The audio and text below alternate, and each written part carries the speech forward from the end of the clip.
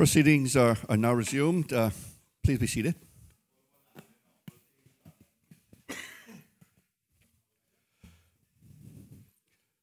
Members of the committee, when we took the lunch break, we had finished CIV 13, so we commence this afternoon now with CIV 14, Support for Commissions, $1,157,428 in 2018, and $1,195,398 in 2019.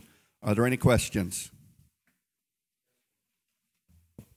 Member from East End. Mr. Chairman, I was just going to ask through you, the Deputy Governor, about he mentioned the Ombudsman earlier, and I was wondering if, now that post is full, if the Deputy Ombudsman, I believe, needs to be filled, right? Mr. Chairman, through you, that that office is not covered under the commissions. This is the Anti-Corruption Commission, the Standards in Public Life, and Civil Service Appeals Commission, and I think maybe one other. The Ombudsman office is independent of my office. It's an oversight body. So I don't have anything to do with the appointments in that office whatsoever. But the recruitment went through the Deputy Governor's office, isn't it? Mr. Chairman, I think the Ombudsman asks the portfolio of the civil service to just manage the recruitment. That is doing the advertising, receiving the applications, arranging the interviews. But my office had nothing to do with that. I would be outside of my remit. Mr. Chairman, I understand that, but as I understood it, and the Ombudsman comes later on, but as I understood it, yes, the recruitment was carried out through the portfolio of civil service. So I was just asking, yes, sir, if that has now been completed as far as...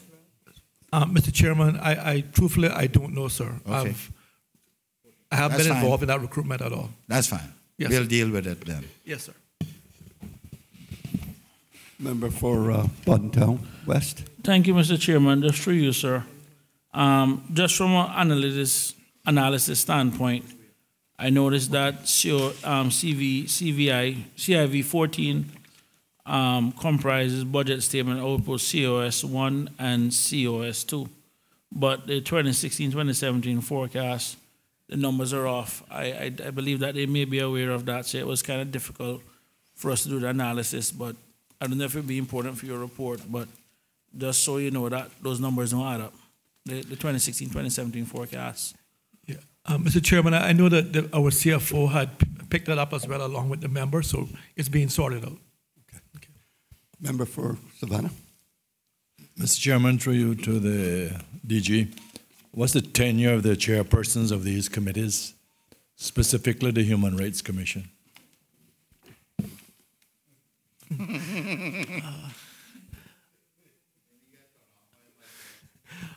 Mr. Chairman, thank you, through you, sir. I believe that, again, Her Excellency deals with these appointments. We do talk about them from time to time. I do believe that it is 2 to 3 years that the persons are appointed for. Just continue to encourage change the individual that is at our Cayman Human Rights Commission, knowing some of his beliefs and backgrounds. Mr. Chairman, I'll pass that on, sir. Mr. Chairman, the member for Newlands. Quick question on the standards in public life law. Where are we with implementing that?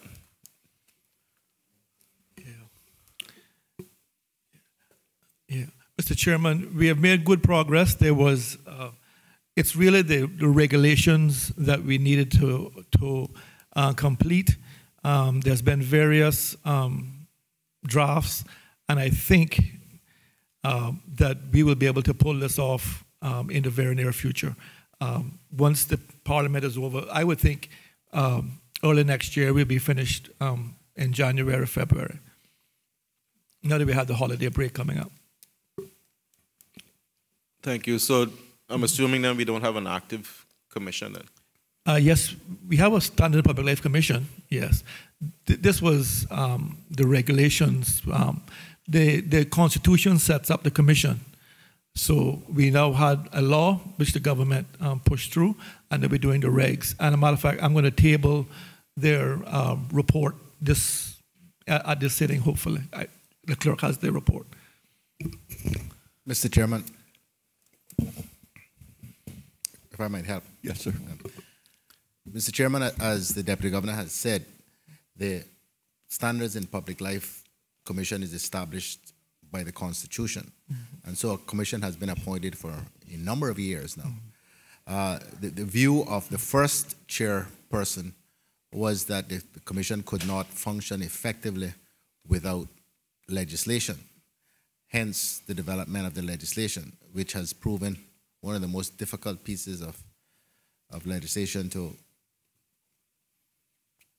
not to pass. We passed it without a great deal of trouble, but we all know the consequences of that. There were great concerns by many people who are serving or would potentially serve on various government boards and statutory authorities and committees about the impact, the broad impact of the legislation and the requirements for reporting, in particular, personal details. And hence, there was a review done of the legislation during the last term, and amendments passed. And following that, now I think we should be okay as far as public reaction to it, but the regulations now are what have been taking the time to hopefully get those right. I have a meeting scheduled with the chairperson, who is Mrs. Rose Whitaker Miles of the commission now, the current chairperson, to go over those regs, hopefully, if not this week, next. And assuming they're okay, I hope that we can get them in effect, certainly by early next year, if not before. Member for Northside. Through you, Mr. Chairman. Who handles the civil service appeals within this commission? In particular, when somebody wins a civil service appeal and they are awarded compensation, and years later the compensation hasn't been paid? It's the Civil Service Appeals Commission. Yeah, but who implements their decision? You or this commission, or this body here that's supporting the commissions? It would depend on the ministry, whatever. I would expect the chief officer to implement it. If it is not done, then I would intervene. Well, you know the problem I'm talking Yes. about. It's been what now, 5-6 years? Yes, and time for me It's to really put that time to get it rest. sorted out now. Yes, sir.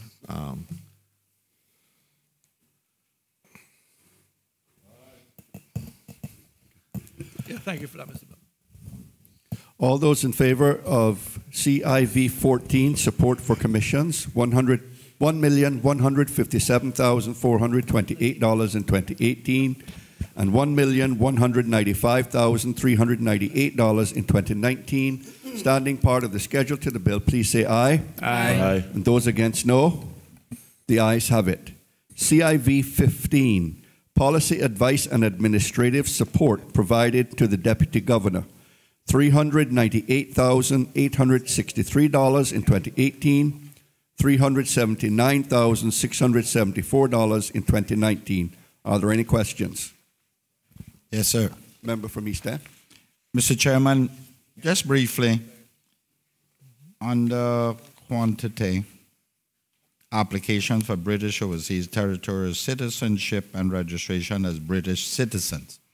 A motion was moved here by my good friend, a member from Savannah, some time ago, as relating to the inequity Caymanian spouses found themselves under, wherein they get married, they got to wait 7 years, I think it is, to get status, but more importantly, citizenship, naturalization.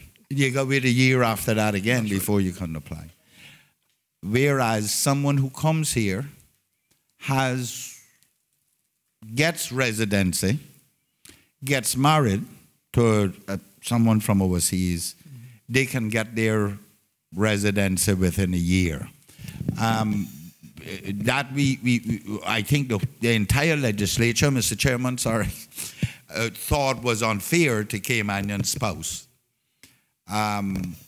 And we were supposed to, I think the proposal was to bring it equal, that Caymanian spouse would get naturalization where they could get their passports within a year of their marriage. We wanted some equality in it. What's the status with that? Mr. Chairman, through you, Mr. Chairman, that's a change to the immigration law. So I'm truthfully not up to speed as to where we are with that. I know the chief officer was preparing some documents, but I truthfully, sir, I don't know. I can find out and get back to the member. But we have to change the immigration law. Understood. Yes, but I'm wondering, Mr. Chairman, if the reason for it not having been executed already, is that there is some, and the Premier may help us with this, if there is some provision from England saying that the spouse cannot get it because it's, what's the terminology used? Where immigration has no control over your movement, there is what allows, unrestricted or something, is what allows someone to be able to apply for naturalization and by extension get Cayman passport. You're talking about free from immigration control? Free from. Right. Yes, thank you. The Premier reminded us.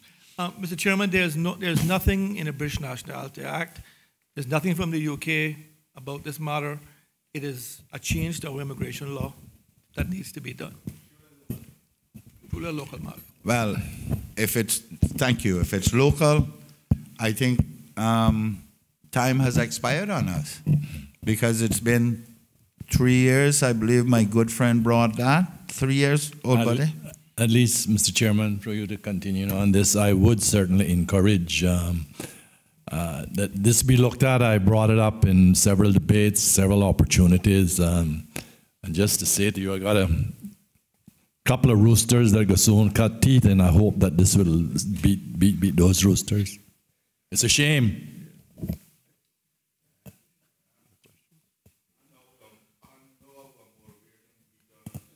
All those in favor of CIV 15, policy advice and administrative support provided to the Deputy Governor, $398,863 in 2018, $379,674 in 2019.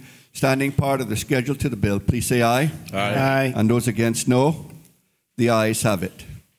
CIV 16, educational evaluation services, $398,757 in 2018, $398,756 in 2019. Are there any questions? Yeah, through you, Mr. Chairman.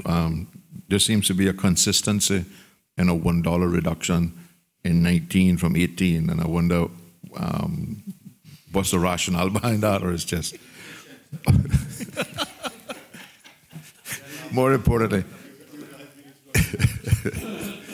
Really, through you to the Deputy Governor. Saving every penny. I'm assuming that this education evaluation services is related to the Education Law 2016, and particularly to Part 6, Quality Assurance of Educational Institutions. Yeah. Mr. Chairman, thank you through you. Mr. Chairman, it was the policy decision taken by the government that this unit, which is exactly what it does, evaluates education services, will be moved out of the ministry and placed in a sort of independent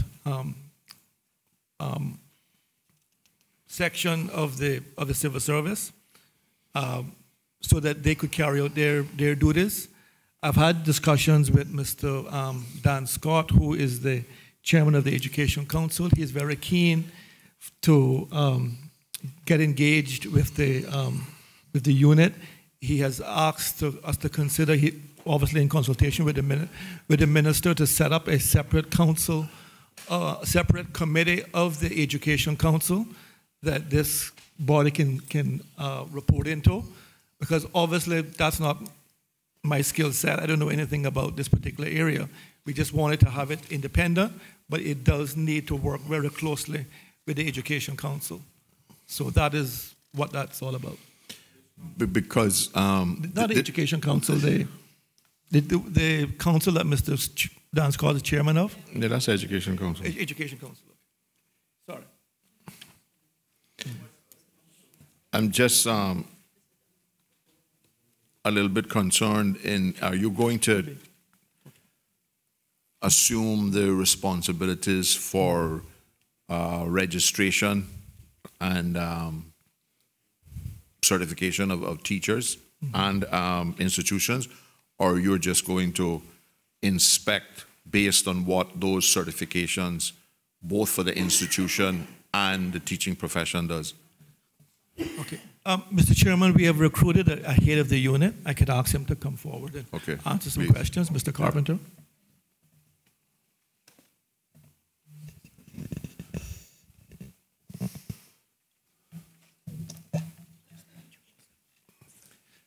Good afternoon. My name is Peter Carpenter. I'm the recently appointed director to the Office of Education Standards within the portfolio of Civil Service. Okay. The question is the Office for Educational Standards going to be the office that licensed teachers, determine what teachers' qualifications are that are acceptable, and also licensed institutions? My understanding is that that's not the case. My responsibility is to report on the quality of education in all of the educational establishments on the islands. So which body then is going to be responsible for the certification and licensing of teachers? I understand that that remains with the Ministry of Education.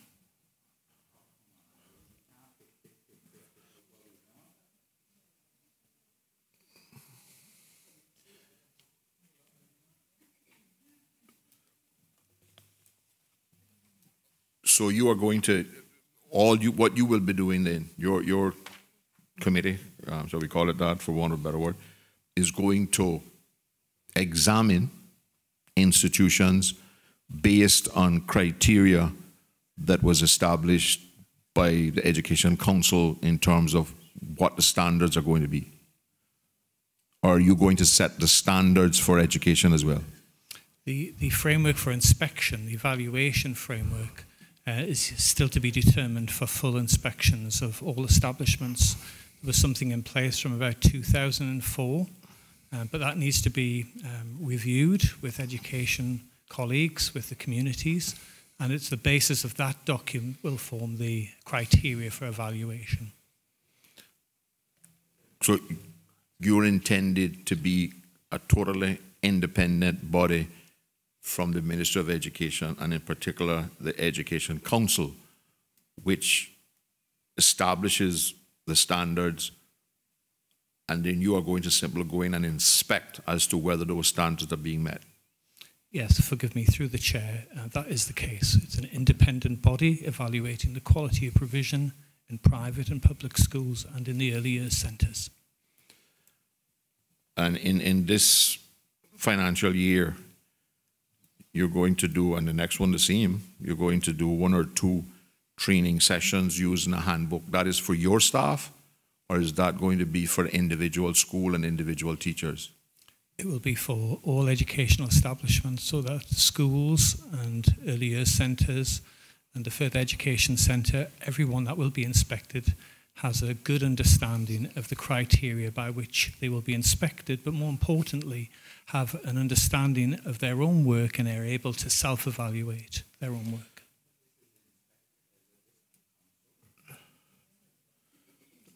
are you going to inspect only government facilities, or are you going to inspect private facilities as well? Through the chair, there's a requirement to inspect both public and private schools. So the standards that Education Council sets up is going to apply to private and public schools, and you will inspect according to those standards. Through the chair, that is my understanding, and I think that's a fair and equitable way of evaluating quality.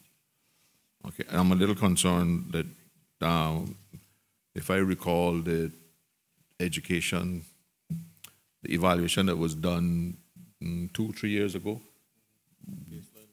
based on inspection, there was more money than this paid to the consultants to do that. And that was just one inspection of all the schools. You're proposing here to do 4 or 5 full inspections. Is that intended to be full? When you say full inspections, are you planning next year to inspect all government schools 4 or 5 times, or are you planning to inspect only 4 or 5 schools?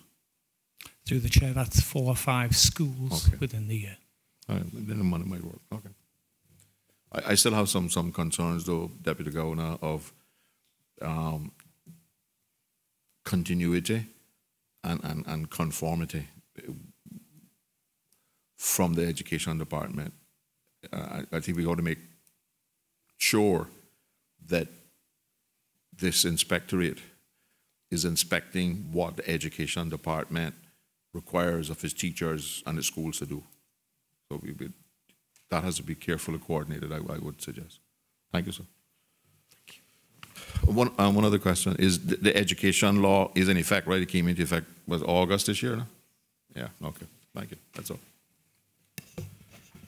All those in favor of CIV 16, Educational Evaluation Services, $398,757 in 2018 and $398,756 in 2019, standing part of the schedule to the bill, please say aye. Aye. And those against, no. The ayes have it. CIN 2, Health Insurance for Civil Service Pensioners, $21,736,080 in 2018 and $22,468,281 in 2019. Are there any questions? Mr. Chair. Member from Georgetown East Central. Thank you, Mr. Chair. Through you to the Deputy Governor. Can the Deputy Governor say whether or not it's still a planned approach for civil servants to pay a part of their pension contribution, as was proposed, a part of their health contributions as a part of the previous administration's plan? Mr. Chairman, through you. Mr. Chairman, we have not had a lot of discussion around that area. If you ask me what my preference is, I believe that we should be applying this to new civil servants as they come in, and that would have to be worked very, very carefully with Cynical to ensure that that is done in an equitable and fair manner. We have to be certain about the prices, whether it be done with choice. What will that have an effect on where, one civil servant who joined one day is making $2,000 a month doing one job, and the other one is doing the same job but joined after they start paying and is paid less. So all of those things have to be looked at very, very carefully. And that is some work that the portfolio of the civil service will undertake during the next year.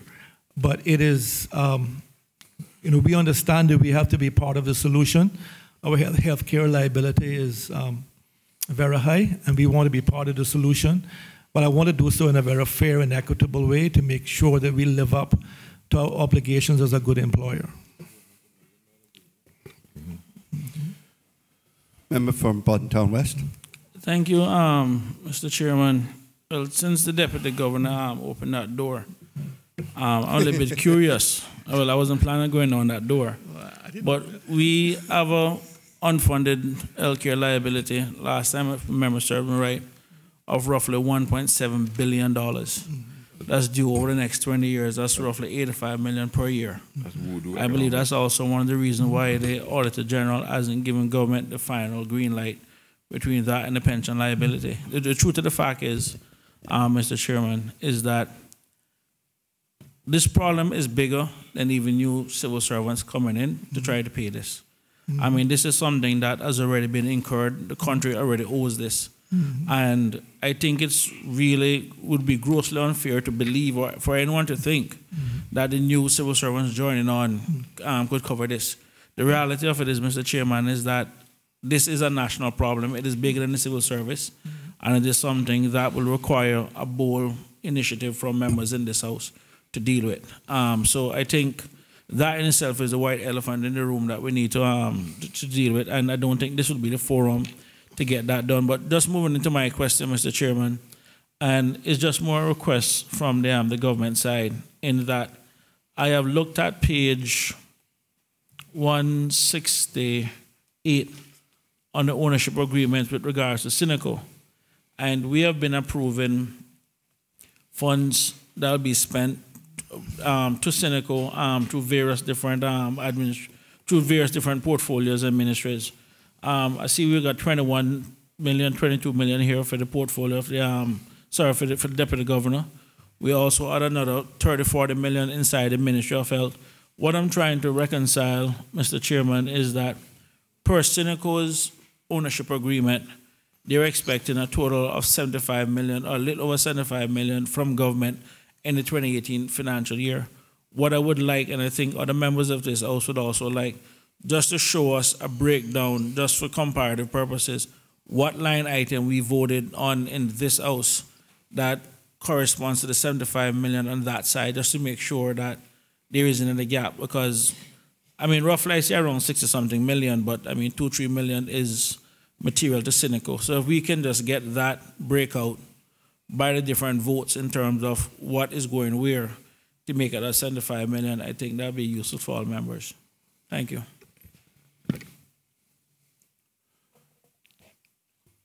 To you.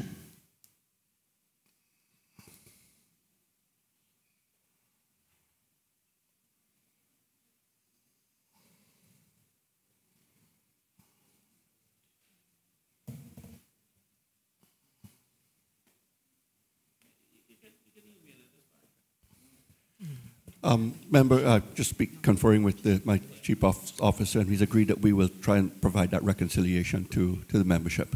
It's a good question, actually. Someone else?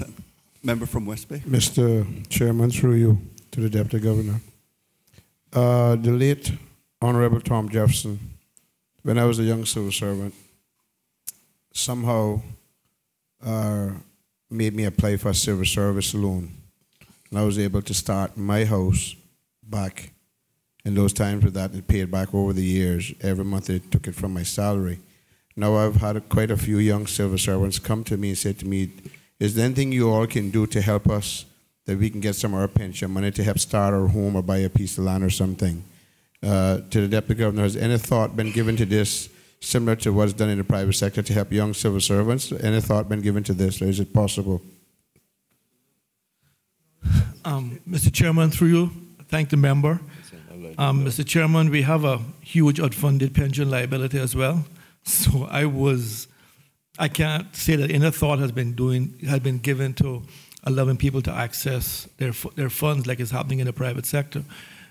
A matter of fact, we're actually doing the opposite now by raising their retirement age to try to get people to build their pensions so that we can get rid of do our best to get rid of the unfunded liability. So unfortunately, we have not given that much consideration at all.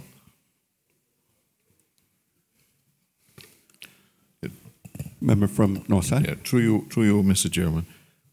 The description in this says provisions of health insurance for civil servants, pensioners, and their dependents.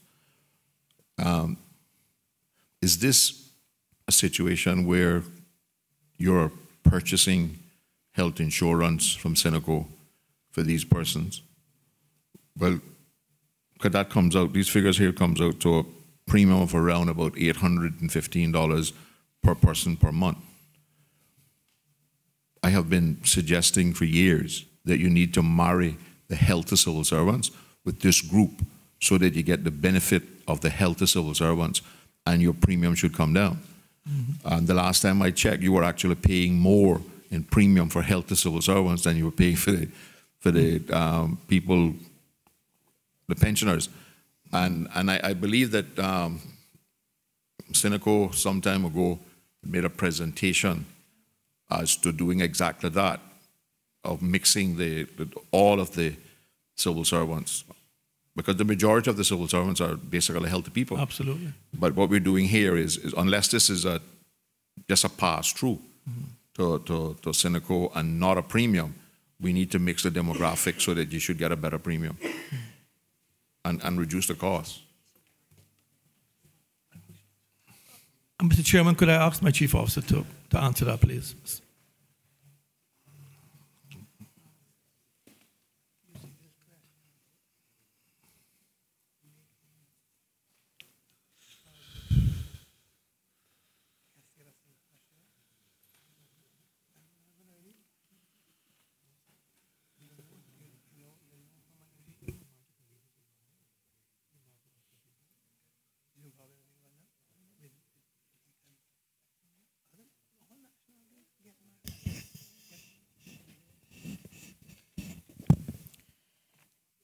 Mr. Chairman, I thank the member for the question. I can confirm that during this financial year, the Cineco changed their billing methodology and went to an age-banded approach. The result of that is that the entire insured group, which include pensioners and their dependents, as well as active civil servants, have all moved to a premium that is based upon the age that they fall into. So a 60-year-old working within the civil service who is not retired versus a retiree in our pensioner group who is age 60 pays the same fee. Similarly, if they have a dependent of a retiree who is 18 years old, we pay the same fee for that individual as we would be paying for a dependent of an active civil servant. There's not two different rates based upon whether you're retired or not retired. It's now age banded, which I understand is supposed to be a better reflection of what they assess as the risk across the entire group. Through you, Mr. Chairman, does that not partly defeat the purpose of insurance? In that you're spreading the risk in that the younger, more healthy individuals are paying a little more, right? So that the older retiree pay a little less. Because if you're doing it, if you're splitting up the demographics and the age bands, what are the age bands? Every 10 years, or? Through you, Mr. Chairman, the age bands for which the premium rates apply are under age 18, 18 to 29, 30 to 39, 40 to 49, 50 to 59, and 60 and above. Do you have the actual monthly premiums for those groups there? I do. Mr. Chairman, through you, for minors under the age of 18, it's the current rate is $162.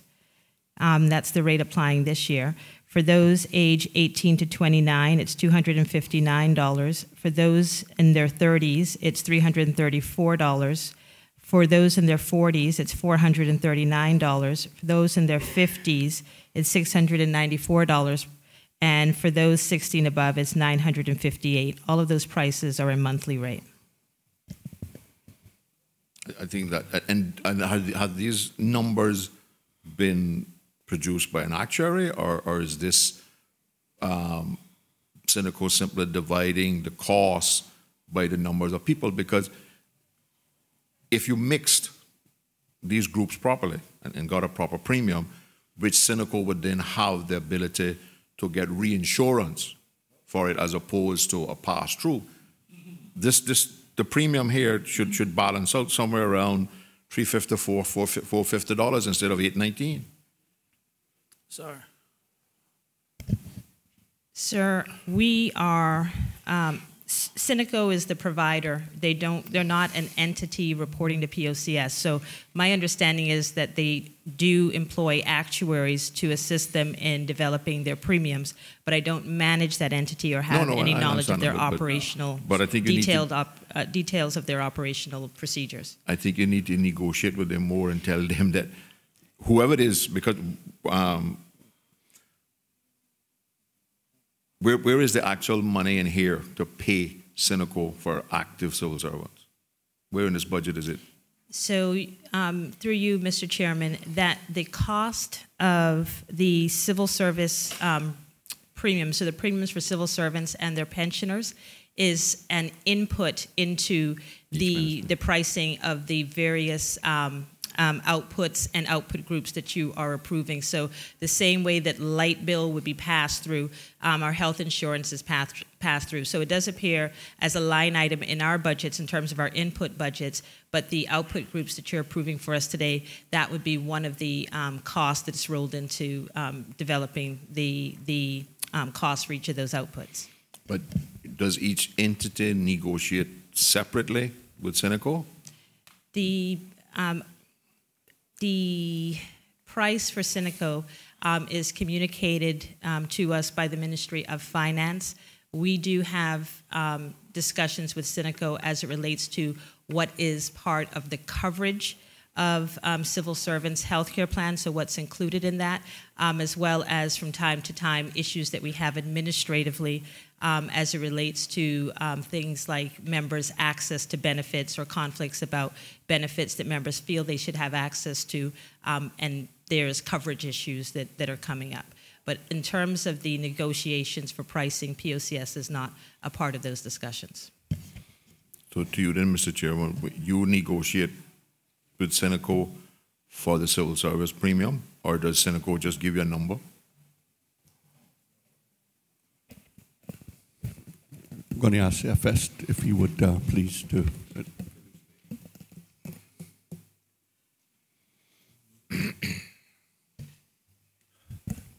Thank you, Mr. Chairman. Mr. Chairman, just stepping back a few minutes earlier, where the honourable member asked the chief officer with respect to the monthly premiums, if those were premiums determined by the actuaries or by Cineco. What I can say is that the monthly premium rates that the chief officer read were those that were approved by the cabinet. I can also separately say that the Cayman Islands National Insurance Company did actually employ actuaries to determine actuarial rates for different age bands. And there's a very good correlation between the actuaries' rates and what was accepted by the cabinet and presented in this budget. And so, it always comes down to, an affordable level of costs, generally throughout the entire government, and not unique to healthcare. So, hope that answers the honourable. Well, I guess the question that arises then is Cineco giving you age band prices discounted by volume as they do in the private sector, or are they giving you group health insurance, which is an entirely different thing? Because if you married your groups together, you should get a pretty good rate. Because I can promise you that $21 million can buy quite a bit of coverage in the private sector and premiums for a year. I think answering your question is sort of in an indirect way, Mr. Chairman, through you to the honourable member. If we take the 60+ age group band as an example, the government will pay in the 18-year $1,036 per month for a person's 60+ years in age. That was what the cabinet approved and is placed in this budget. The actuarial rate was not significantly different. It was $1,126 per month. So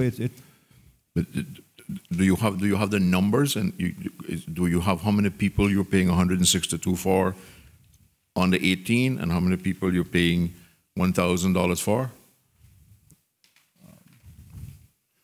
Mr. Chairman, through you, not immediately on hand. Well, I guess 162 would be dependent, so that's a bad number. But the 18 to what it was 29 age group, I would hazard a guess that you got more of those in the civil service than you have over 60 retirees. Mr. Chairman, what I can undertake to do is to get the actual numbers for the different age bands. The point I'm trying to make is that I have been suggesting for years that I believe the civil service would save money if they put these groups together and asked for a group rate. And everybody understands that that's how health insurance, the ones at the bottom who are healthy, pay a little bit extra, so the ones at the top don't have to carry all of their, because those at the bottom are paying now and not using it. The other question I would have follow up on is, when you negotiate with Synico, do you question utilization rates on these age bands? And whether you use utilization rates within the age bands to drive the price down if it's not being utilized a lot? Because I suspect in the first 2 or 3 days, you're not having a lot of usage. Mr. Chairman, through you, I take the point that the honourable member is making. I would answer that question by saying that in terms of age banding, it's a relatively new development in the relationship between Synico and the government, and so there's not been an extensive period of time in which age banding was used between the two sides. So there is not a great deal to go on in terms of negotiations because it's just been essentially put into operation. One other. Sorry, is there more? Sorry, just Mr. Chairman, thank you. Through you, sir. Just following on from the discussion we had last Friday, based on what we heard with regards to the age band and knowing what the Chief Executive Officer for Synico said to this honorable house last Friday, it appears now that the civil servants are subsidizing the retired people from the public sector when they move in. And that in itself is a problem because they are now charging per the if my memory serves me right, $200 and something a month for people retired on the SHIC plan. And when you look at the fact that Synico also has to recover its costs, it appears that the civil servants are now being overcharged for people in the private sector who, after 49 years of paying health insurance, is now being, the civil servants and the taxpayers of this country is now carrying that bill. And this is part of the bigger problem that needs to be dealt with. But we can't have the civil servants here now subsidizing the older folks in the private sector after they have been used and discarded by private health insurers. Based on these numbers, this is what it is now. And this is the pressure that is now on the civil service for them to bear. And it is really unfair to public servants to be doing that.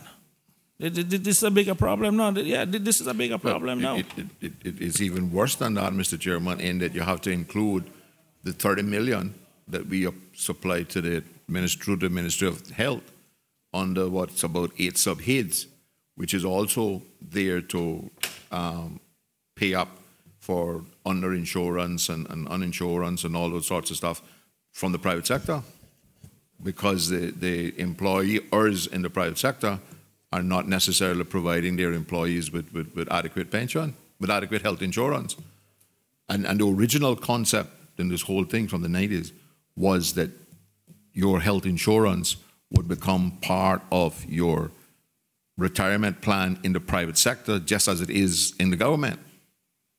Because the few Caymanians that actually retire from some of these big farms in Cayman are very small. And for them to carry that along with the body of employees that they have is minuscule in terms of their stuff.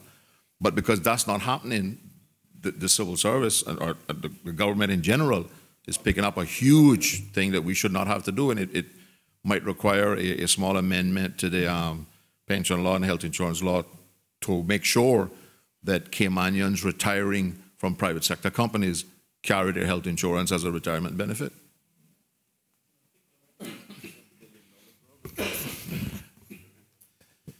Mr. Chairman, this is a sad reflection, really, but the more I am exposed to this and the better grasp I have of these systems, I realize how terribly both the pension systems that we have in place and the health insurance systems we have in place are failing the people of this country. We were sold a bag of goods which just isn't what we need. The pensions are what people will get paid or be able to receive as pensions from the private sector is grossly inadequate. Grossly inadequate.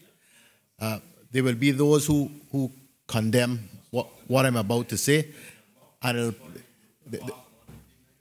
there'll be those who condemn what I have to say now. The Chamber of Commerce will probably have a stroke, and there'll probably be an editorial about it. But the reality is that the public service pension scheme is far better than anything any of the private providers can even dream of. It is better run. It provides a much better return to the people who have worked under it. We would have been much further ahead as a country if the Chamber of Commerce had not fought government at the time and allowed the pension scheme then to have been a government-run scheme. Now the health care provision is one that is going to break this government. I don't mean my government, I mean the government of the Cayman Islands.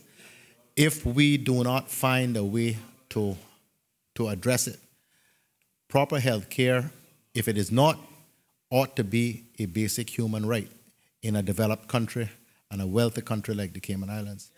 And we have to find a way to fix it. It won't get fixed over 6 months or a year, but we have to fix it. Otherwise, if we have another event like the global recession and government revenues fall off precipitously as they did in 2008, 2009, we are in huge problems. I don't care how much reserves we build up, it will not last very long. When you have the kind of demands that we have, government cannot continue to carry responsibility for every person in this country who cannot afford health care. The system cannot bear it. Enough. Mr. Chairman, just to say to the Premier that anytime he wants to start working on it, we in the official opposition are willing and ready to work towards it because we know it needs to be done. And we have a little bit of knowledge of what can be done.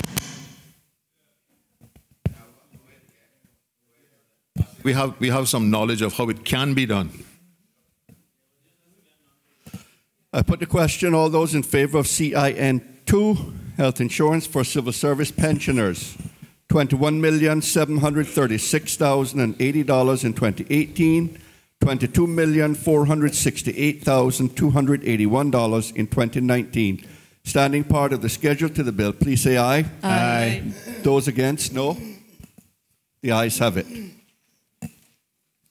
NGS 20, Employee Assistance Program, $147,900 in 2018, $150,858 in 2019. Are there any questions?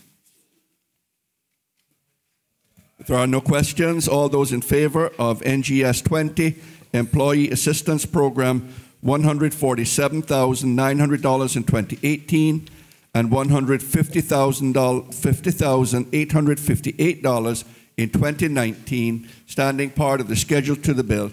Please say aye. Aye. And those against, no. The ayes have it. Mr. Chair. Mr. Chair. Member from Georgetown Central. Thank you, Mr. Chair. Unless somebody else opposes it in the official opposition, I am okay and support a block vote in respect to page 25, because I have no questions unless, okay, I just want to make it be known. Mr. Chairman, while they're deciding, sir, on page 267, locations should say Cayman Islands, so they would be inclusive of Little Cayman, since it's a universal program.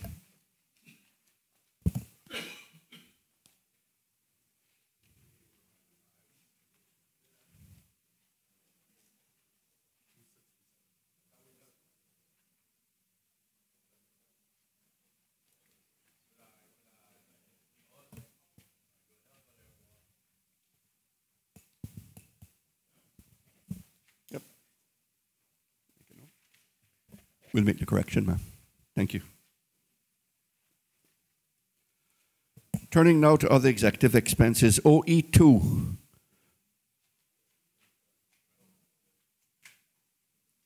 OE2, personal emoluments for His or Her Excellency the Governor, Premier, Deputy Premier, Speaker of the Legislative Assembly, Ministers, elected members of the Legislative Assembly, and official members.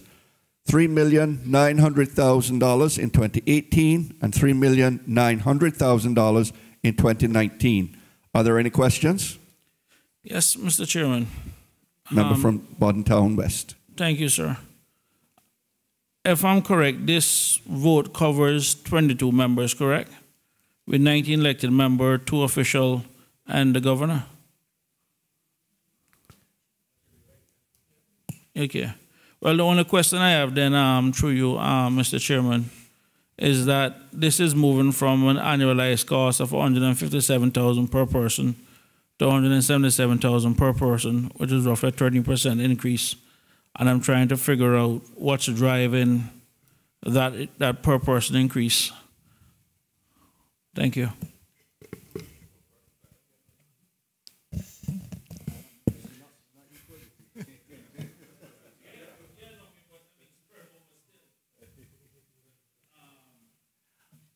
Deputy Governor. Mr. Speaker, I could sum it up in one word: experience. We now have a number of people here in the Parliament who have been serving us faithfully for many years. So after the election, we gave them an increase in salary to reflect their years of seniority. And also the Attorney General was not part of this vote, and we have moved him into that, to that vote. Thank you. And I think maybe the last house, the speaker was from outside. Was the speaker last? Oh, never mind. Yeah, that's fine. Yeah, that sounds reasonable. If the Attorney General wasn't included. Thank you, Mr. Deputy Governor. There are no further questions. All those in favor of OE2, personal emoluments for His or Her Excellency the Governor, Premier, Deputy Premier, Speaker of the Legislative Assembly, Ministers, elected members of the Legislative Assembly, and official members for $3,900,000 in 2018. Mr. Chairman, I know you're well on your way. I just want to say that this speaker didn't get any increase. There were increases because I pay attention to the vote, but this speaker didn't get any increase. So just in case the Harper faces on the other side is trying to compare my smiling with them that I got, I didn't. Oh, yes, yes, yes. Thank you, Mr. Chairman.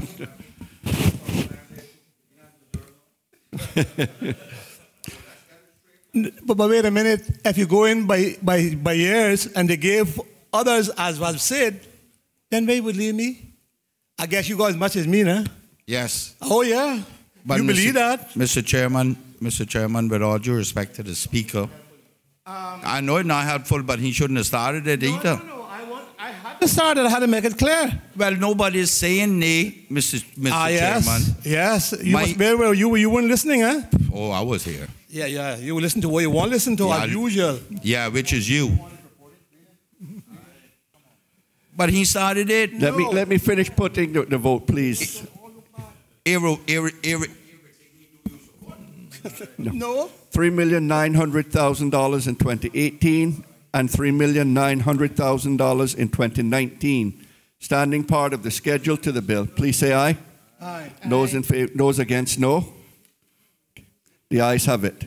OE19, ex gratia ex gratia recipient plan payments.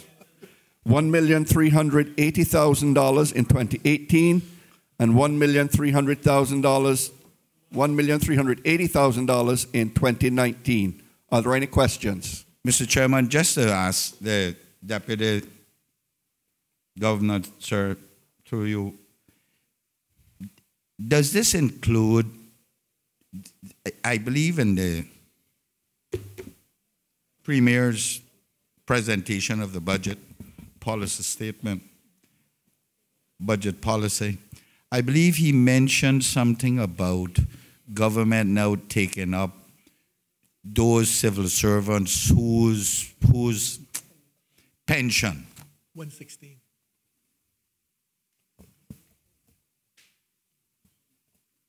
What do I? What? Mr. Chairman, I could just direct a member. That's covered in OE 116. So I'm asking what this one is then.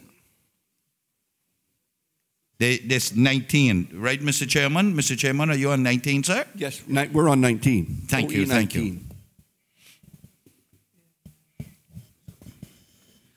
Mr. Chairman, I'll ask the Chief Officer to answer the question, please. Thank you, Mr. Chairman. The ex gratia recipients plan payments that's referred to in this section of OE 19 is covered under regulations falling under the Public Service Pensions Law. It is designed for civil servants who worked at least 4 years, during which time they didn't receive either contracted officer's supplement or a pension. Just to remind members that pensions became universal within the civil service in 2000. So we've only operated for 17 years of universal provision of pensions. So we did have some individuals who worked within the civil service who did not receive a pension during that time, nor did they receive contracted officer's supplement, which was something that was offered in lieu of a pension for persons that were contracted overseas. So if they were in that situation where they worked for us for at least 4 years, receiving neither a pension nor receiving a contracted officer's supplement during that period, then they would be eligible for this ex gratia plan. And it begins at a minimum of 300 and then is tied to their years of service. Mr. Chairman, we shouldn't have too many of those, Mr. Chairman, because 99% of the people were on contracted officers, COS, we were calling it at the time. I recall quite specifically that the Premier and I moved that motion to end that, sometime 2002, 2003. But are we saying those who were then on it stayed on to become retirees now, and we're giving them ex gratia? Mr. Chairman, through you, the participants in this plan tend to be persons who were hired on what we used to refer to as local contracts. Oftentimes, they were spouses of persons who were receiving contracted officer supplement, but because they relocated with their spouse and were given contracts in the Cayman Islands, they were under local contract terms, and those local contracts didn't attract any pension or pension in lieu. Those persons continued to work within the Cayman Islands, within the civil service in particular, became Caymanians and then did not have any pensionable service for that period before pensions were introduced in 2000. So this reflects their pre-pensionable service by way of an ex gratia pension. Oh, okay. I had this all wrong. So, Mr. Chairman, how does that dovetail into Caymanians who are required to work 10 years with the public service to qualify for pension? Hang on, because they don't get it. They don't get the ex gratia payment. So somebody need to explain that for me, please, because I'm confused here.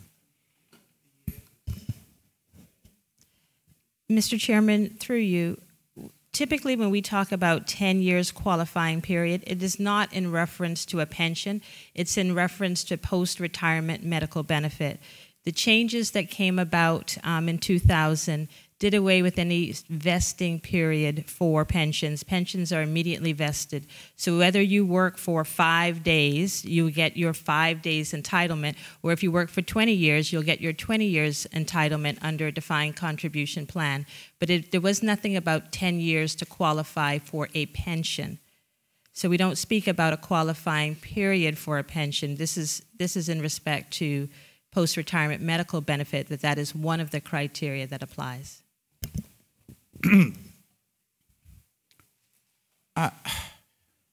No, they really got me confused, Mr. Chairman, because I have been working on a number of people in my constituency with that identical problem. They could not, and maybe I'm confused, so it would be good if I explain this and somebody tell me. Prior to the 2000, I think 99, 2000 mandatory pension, 98 maybe, people who work less than 10 years for government, despite having records of up to like 6, 7, 8 years, are not entitled to pension.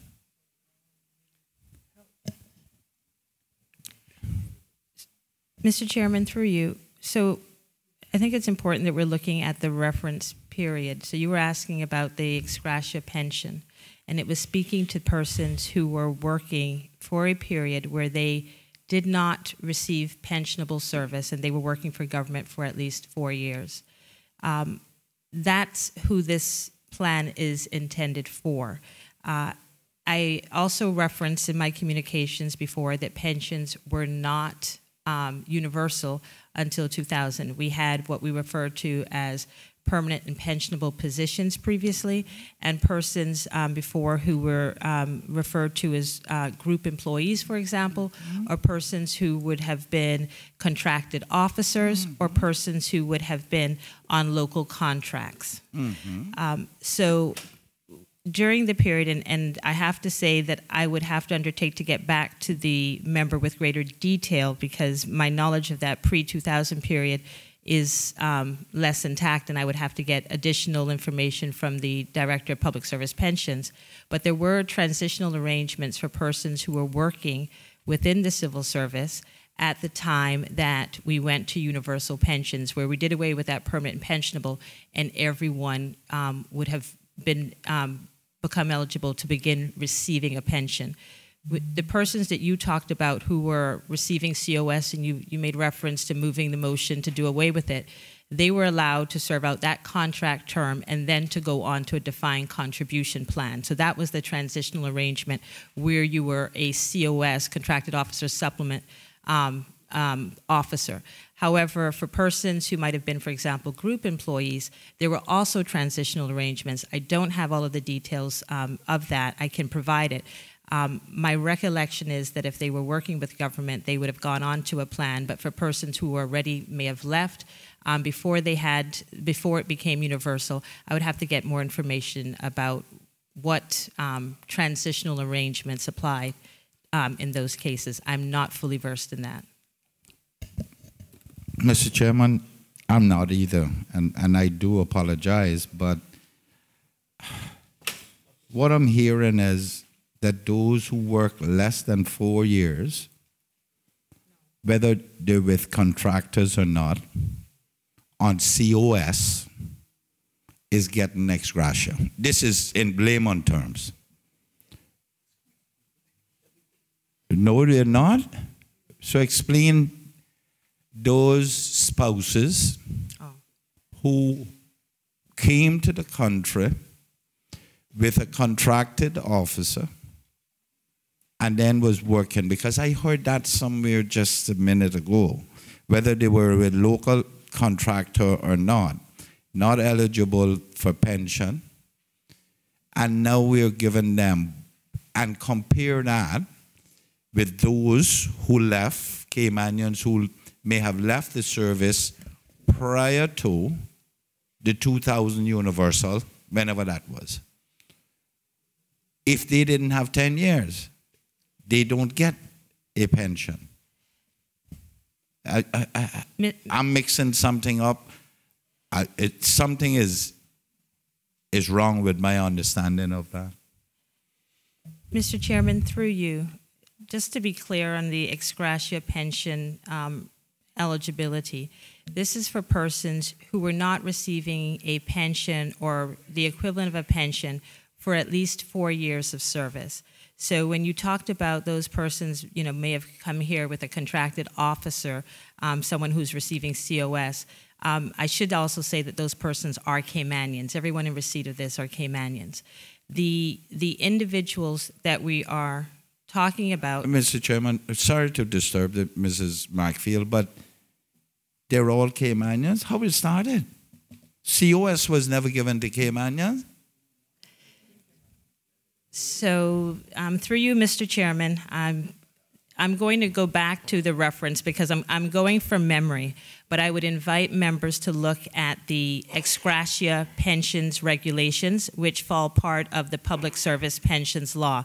The eligibility is set out there, so if my memory fails me, I just want to say this is not a policy issue, this is a matter of law. The persons would have become Caymanians. Many of these persons, Mr. Chairman, were spouses of individuals who came here. Many of these individuals worked as teachers, and at the time that they were retiring, had no pension or had not received anything in lieu of a pension during their working tenure within the civil service, many of whom would have done so for well over a decade, possibly decades. And it was recognized and regulations were brought in place to deal with that loophole. Everyone, to my recollection, one of the core requirements set out under the regulations is that individuals in receipt of this are Caymanians, and they would not have had that time previously recognized as being pensionable service. So this was meant as part of the arrangements to deal with people whose tenure of service was not otherwise compensated in the form of a pension or pension equivalent, which contracted officer supplement was treated as. In terms of the 10 years period that the member is speaking of, that doesn't sound familiar to me. I did provide an undertaking that I would look into the matter and I could provide a response in writing, but I don't want to be speaking further to an issue that is not recognizable to me. Mr. Chairman, it may be recognizable to the Deputy Governor, but I don't have a problem with ex gratia payment. I am merely trying to find out what happens to the Caymanians who work in public works prior to the universal coverage.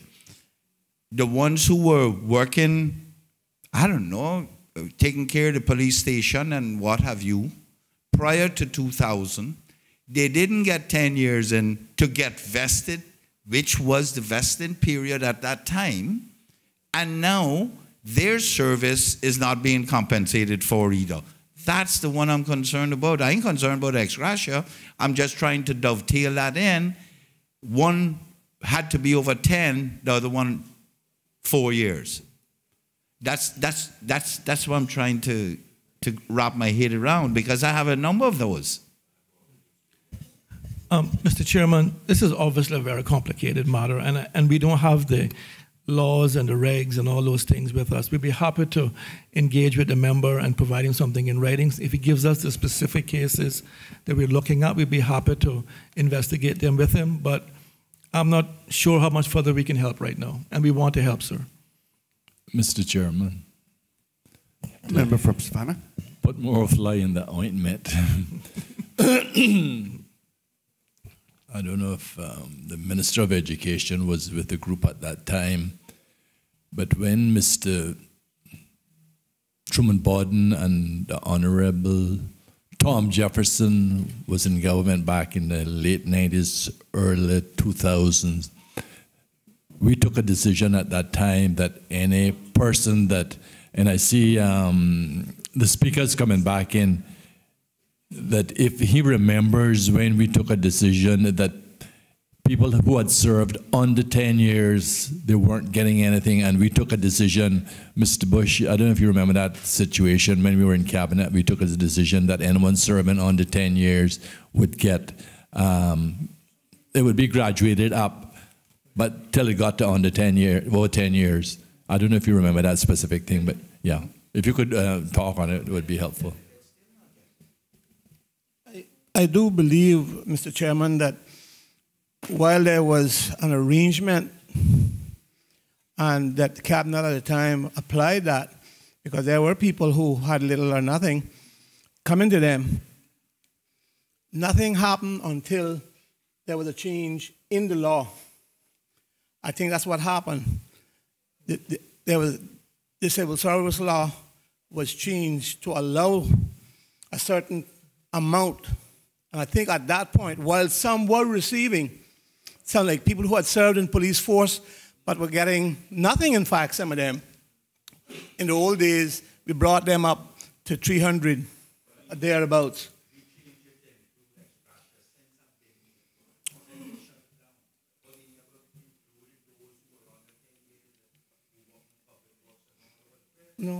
No, I do believe that if they hadn't got, then I don't know why, but that they were included in that brackets, because there were brackets put into the law legislation to allow people who had served government wherever they hadn't had a full time to get pension, so we gave them a grant, let's say, every year, so they would be getting a pension of $300 or $400. Now, with what this government has done, is bringing, I think it's bringing them up, some of them up more. Yeah. Mr. Chairman, I really do think it's best for us to have a detailed discussion about this, so that we're providing the honorable members with the correct advice. And I have to agree, I don't think we can solve the issue here today with you. Mr. Chairman, that may be true, but I don't understand what detail it is. I'm merely asking a question about the Caymanians who worked under 10 years prior to the universal coverage, and how are they being done? Because I have many of those who, or some of those, who applied and they said they couldn't find any documentation of 10 years or more, and many of them couldn't verify by virtue of affidavit that they were the 10 years, but they had to be scrambling around to get the 10 years, to try and verify the 10 years. Okay. That's the problem I'm having. Mr. Chairman, we've just used our technology here. So we've pulled up the public service pension, ex gratia pensions regulations. In a Caymanian, defined in the immigration law, is 60 years of age or older, or is not 60 years of age, but who has been certified by the CMO as being permanently disabled, and who held an office in the public service or other public service for any period of at least 4 or more years in the aggregate, and during at least 4 years in the aggregate of the said service was not entitled to a pension or did not receive a contracted officer supplement or similar compensation, may, in accordance with these regulations, apply for an ex gratia pension in respect of the period of his said service, which is the period to the date which he attained the age of 60, and in respect of which he was not entitled to a pension and did not receive contracted officer supplement or similar compensation. So it's very clear. If someone believes that this applies to them, they simply need to apply. If they have trouble verifying their service, then the portfolio of the civil service would be happy to assist. I hope that helps the member a bit. Mr. Chairman, I think part of the problem is the person applying being able to produce documentation, yes, which you will accept, because when they try to get the records of their employment, there seems to be, but there has to be a record, but there seems to be some reluctance for people to do the research to find the information. And that's what's holding most of them up.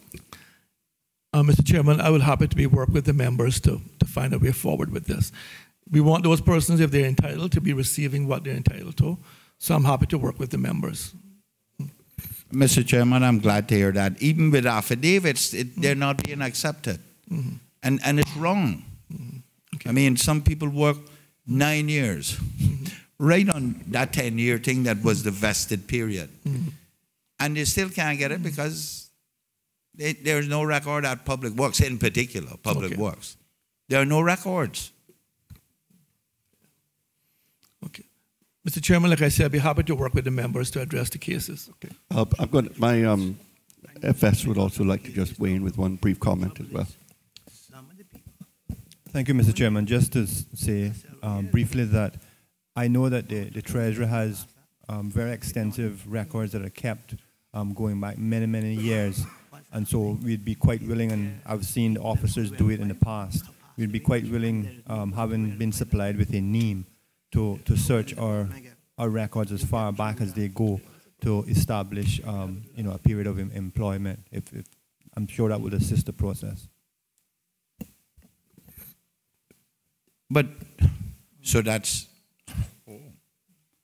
strange because it is well, maybe that needs to be told to the pension office that you all have records because they require one to go back to their place of employment, such as Public Works. So maybe that would be in the interest of all concerned that Treasury make it be known that they have the records. Because my understanding is they have to go back to Public Works to try and get in. And their records are not as go back as far, I think, for it. But that's not the only problem, Mr. Chairman. I know some of the cases the member from East End is talking about because people have talked to me about some of them.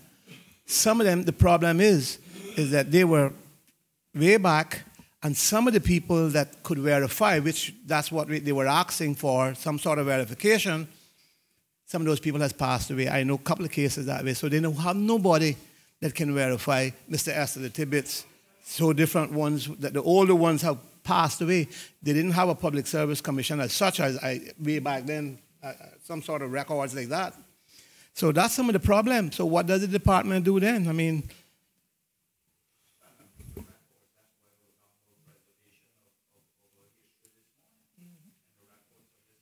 yeah, don't go back, you know. Definitely told me like I wouldn't not get no salary. Are there any further questions with regard to this appropriation? All those in favor of OE19 ex gratia recipients plan payments for $1,380,000 in 2018 and $1,380,000 in 2019, standing part of the schedule to the bill, please say aye. Aye. And those against, no. The ayes have it. OE71 Commonwealth Parliamentary Association, $275,000 in 2018, $125,000 in 2019. Are there any questions? Mr. Chair, through you, Mr. Chair. Member from Georgetown Central. Is there any particular reason why the amount dropped in 2019 from 275 to 125? That's $150,000 difference. Mr. Chairman, through you, that's because we're having the CPA conference here. In 2018. Regional, right. In 2018. 2018, yes. Gotcha. Understood. Thank you. All in favor of OE71 Commonwealth Parliamentary Association, $275,000 in 2018 and $125,000 in 2019, standing part of the schedule to the bill, please say aye. Aye. And those against, no. The ayes have it. OE100, depreciation of the portfolio of civil service executive assets, $170,000 in 2018, $173,000 in 2019. Are there any questions? If there are no questions, all those in favor of OE107, OE100, depreciation of portfolio of civil service executive assets, $170,000 in 2018, and $173,000 in 2019. Standing part of the schedule to the bill, please say aye. Aye. And those against, no. The ayes have it. OE 107, Project Future Change Fund, $170,000 in 2018, $170,000 in 2019. Are there any questions? There are no questions. All those in favor of OE 107, Project Future Change Fund, for $170,000 in 2018 and $170,000 in 2019, standing part of the schedule to the bill, please say aye. Aye. And those against, no. The ayes have it. OE 114, Administration and Advisory Support to the Speaker, $124,000 in 2018, $124,000 in 2019. Are there any questions? There are no questions. All those in favor of OE 114, Administrative and Advisory Support to the Speaker, for $124,000 in 2018 and $124,000 in 2019, standing part of the schedule to the bill, please say aye. Aye. And those against, no. The ayes have it. OE 116, OE 116, Pension Uplift, $1,500,000 in 2018 and $2,100,000 in 2019. Are there any questions? If there are no questions, all those in favor of OE 116, Pension Uplift, $1,500,000 in 2018 and $2,100,000 in 2019, standing part of the schedule to the bill, please say aye. Aye. And those against, no. The ayes have it. OE 117, Civil Service Hospitality Fund, $115,000 in 2018, $127,000 in 2019. Are there any questions? There are no questions. All those in favor of OE 117, Civil Service Hospitality Fund, for $115,000 in 2018 and $127,000 in 2019, standing part of the schedule to the bill, please say aye. Aye. And those against, no. The ayes have it. OE 119, Second Chances Program, $147,000 in 2018, $196,000 in 2019. Are there any questions? There are no questions. All in favor of OE 119, Second Chances Program, for $147,000 in 2018 and $196,000 in 2019. Standing part of the schedule to the bill, please say aye. Aye. And those against, no. The ayes have it. OE 120, Repairs and Maintenance of Executive Buildings, $25,000 in 2018, $50,000 in 2019. Are there any questions? All those in favor of OE 120, Repairs and Maintenance of Executive Buildings, for $25,000 in 2018, $50,000 in 2019, standing part of the schedule to the bill, please say aye. Aye. And those against, no. The ayes have it. EI 35, Portfolio of the Civil Service, $500,000 in 2018 and $500,000 in 2019. Are there any questions?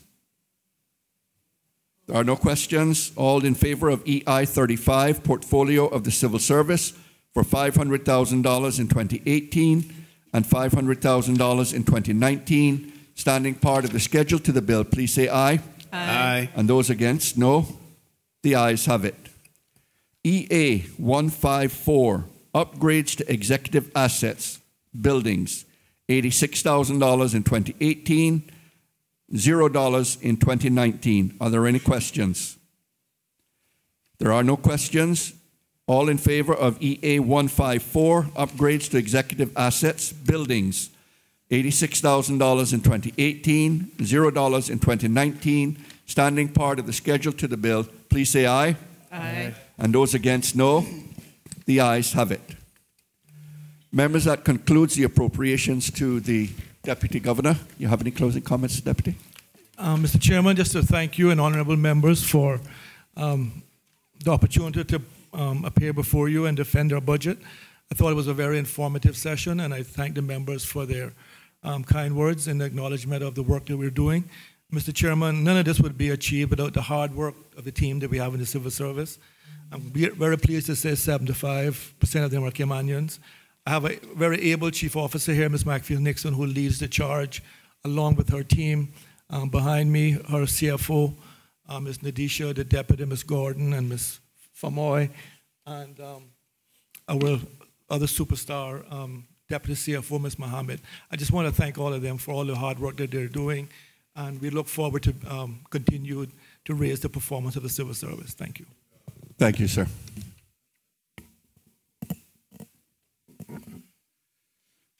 Members of the committee, the next set of appropriations for us to consider are the appropriations to the Attorney General.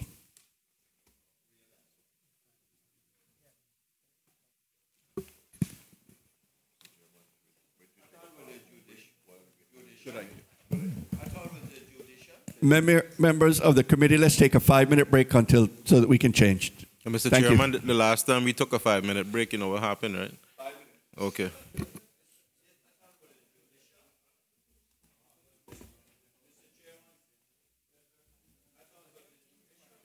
Huh?